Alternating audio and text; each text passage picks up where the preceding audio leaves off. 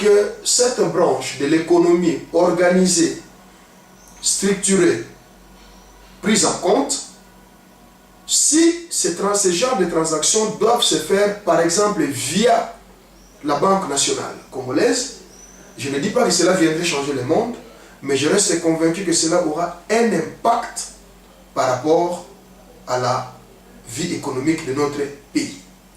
Troisièmement, qui dit pays dit identité. L'identité d'un pays, c'est aussi sa culture.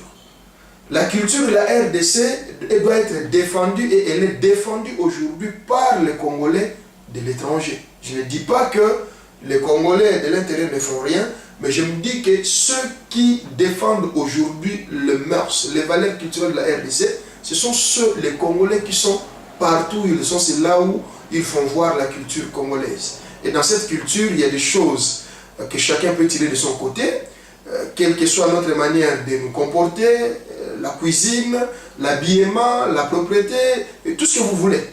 Ce sont des valeurs culturelles qui sont défendues par une classe qu'on appelle les Congolais de l'étranger, que moi j'appelle les Congolais qui vivent en dehors de leurs frontières. Quatrièmement, c'est l'aspect politique. Les Congolais qui vivent à l'étranger ne doivent pas être considérés tels que j'entends parler avec tristesse et amertume. J'ouvre aussi la parenthèse, j'ai lu quelque part, on dit que la diaspora congolaise c'est l'ABC du social congolais. C'est regrettable. Certains disent que la diaspora congolaise n'est utile que pour envoyer de l'argent au pays. C'est malheureux. Et plus loin, d'autres disent que la diaspora congolaise ne peut pas exercer, ne peut pas être dans la politique congolaise parce qu'il ne maîtrise pas les droits coutumiers ou les coutumes congolaises. C'est malheureux. Les Congolais qui vivent à l'étranger sont les premiers ambassadeurs du pays, de ces pays, partout où ils sont. Et là, j'ai toujours interpellé même mes confrères et consoeurs qui vivent à l'étranger que nous devons faire attention par rapport à notre comportement parce que cela reflète directement l'image de notre pays. Très important qu'on le sache. Donc, ces 4 arguments réunis, je suis convaincu. Je ne suis pas juriste, je n'ai pas le monopole de décision, ni de la connaissance, mais de par mes 4 arguments que moi j'ai réunis, je me dis que la diaspora congolaise mérite mieux que le traitement de l'heure.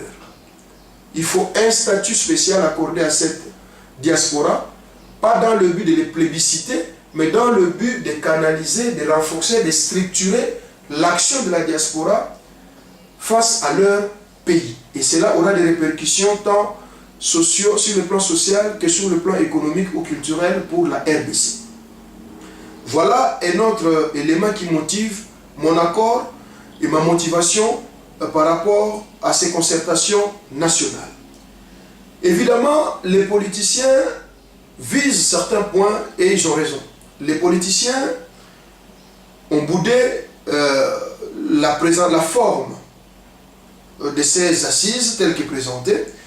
Moi je me dis, écoutez, il est tout à fait normal, je suis pour qu'il y ait un bureau provisoire. Un bureau provisoire qui organise les choses dans le but simplement d'organiser, de préparer le terrain. Il ne faut en aucun cas confondre ces assises à un congrès parlementaire. La différence entre ces assises et un congrès parlementaire, les congrès parlementaires regorgent les élus, les officiels. Il faut les reconnaître. Mais ces assises, d'après l'esprit de l'ordonnance et d'après les motivations, ce sont des assises qui vont réunir les officiels et les non-officiels. Donc ce n'est plus un congrès parlementaire, moi j'appelle ça vraiment des assises nationales, qui doivent être indépendantes et souveraines dans leur fonctionnement. C'est-à-dire à ce point, ces assises, automatiquement doivent avoir la liberté de se choisir son bureau, d'établir son ordre du jour et de discuter de ce qu'il aura à discuter, comme j'ai dit, d'une manière responsable, pas d'une manière sectorielle où les positionnements politiques vont risquer de primer par rapport à l'essentiel. Voilà un peu la lecture que j'ai faite par rapport à la forme. Et sur la qualité des conférenciers, c'est là où je dis que faites attention, la diaspora congolaise ne doit pas être sous-estimée ni être mise en moule, mélangée soit aux invités, soit à la société civile, soit à la branche politique. Déjà la diaspora, c'est un État dans un État. Dans la diaspora, il y a la société civile, il y a aussi les politiques, il y a tout ce que vous voulez. Donc les mettre soit avec les politiques ou les classer avec les invités ou quoi, ça n'aura pas de sens. Je plaide en tout cas pour une reconnaissance, non seulement pour ces assises, mais que désormais dans les pays, qu'on puisse donner un statut à la diaspora congolaise. Les juristes peuvent enchérir, les politiciens peuvent approfondir, les scientifiques peuvent aller loin pour trouver quel genre de statut qu'on peut donner à la diaspora congolaise. Moi je dis de la même manière dont les églises, les associations, les partis politiques, tout ce que vous voulez est respecté, de la même manière qu'il faut désormais dans les jargons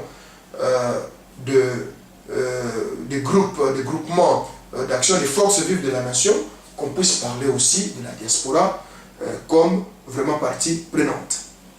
Donc sur ces assises, voilà la lecture que moi j'ai faite, sans pour autant dire plus par rapport à certaines choses qui pourront être mal comprises ou voilà, pris d'une manière un peu de côté.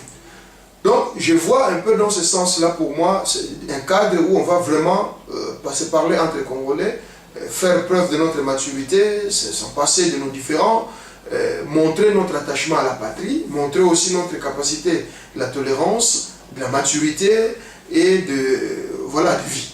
Voilà les éléments que je pourrais donner par rapport à ces concertations.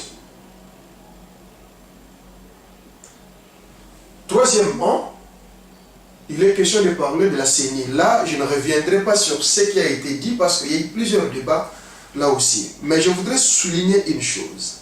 Ce que je voudrais souligner, c'est que la CENI, c'est un instrument. C'est un instrument qui a une grande responsabilité de nous aider ou de nous présenter ceux qui vont nous diriger à tous les échelons.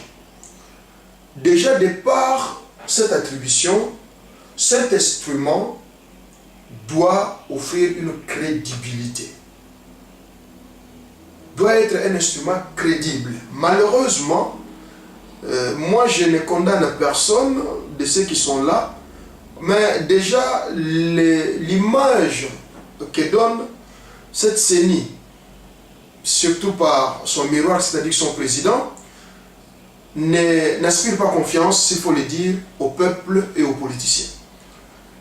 Si déjà en amont, l'instrument qui est censé plutôt vous présenter les gens, crédibiliser les gens qui vont vous diriger, ne donne pas le même confiance, n'inspire pas confiance, le résultat qu'il va produire, évidemment, risquera de mettre les pays en mal.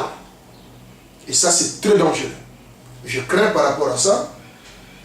Certains croient que c'est fini, il faut désespérer, que l'ordonnance présidentielle, c'est la décision céleste ou la décision divine qui reste irrévocable. Moi, j'interpelle et je plaide vraiment auprès des ayants droit ayant la décision dans cette matière. Je plaide pour leur dire qu'ils ont intérêt à revoir cette ordonnance. Ça arrive à tout le monde. Il faut apprendre à écouter la voix du peuple. Je ne vais pas aborder les exemples de ce qui se passe maintenant sur le plan international, mais je voudrais simplement plaider à ce que les ayants droit, les ayants la signature, qu'ils puissent revenir à cette ordonnance. Peu importe les enjeux, si eux-mêmes ne veulent pas revenir à cette ordonnance, à ce moment-là, qu'ils comprennent aussi que la même constitution qu'ils utilisent aujourd'hui donne aussi prérogative au peuple de pouvoir prendre leurs responsabilités en main. Et c'est là à deux échelons. Premièrement, il s'agit bien sûr du premier échelon qui est l'usage de l'article 218 de la Constitution à son alinéa D, c'est-à-dire A, B, C, D, où par pétition, le peuple peut manifester sa voix. Et malheureusement, on ne veut pas encore aller vite dans ce sens-là parce que cette manifestation peut déborder. Et quand elle va déborder, il y aura des conséquences qu'il y aura. La deuxième possibilité, c'est que si les autorités veulent faire sourde oreille aux plaintes et aux desiderata du peuple,